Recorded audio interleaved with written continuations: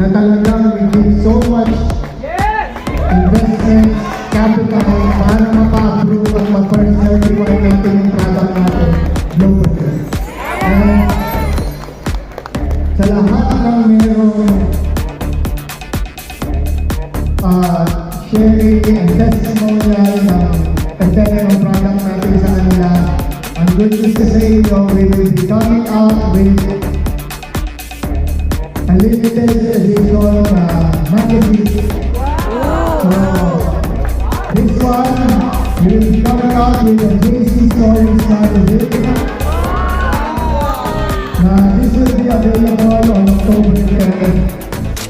Dito lahat makikita mo yung stories ng mga individuals or people na talagang nagkwento on what the product has done to them and kung paano sila natulungan.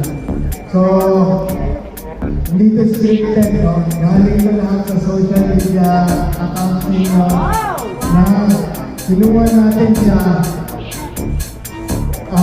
para mapakita natin sa tao na nandito yung kwento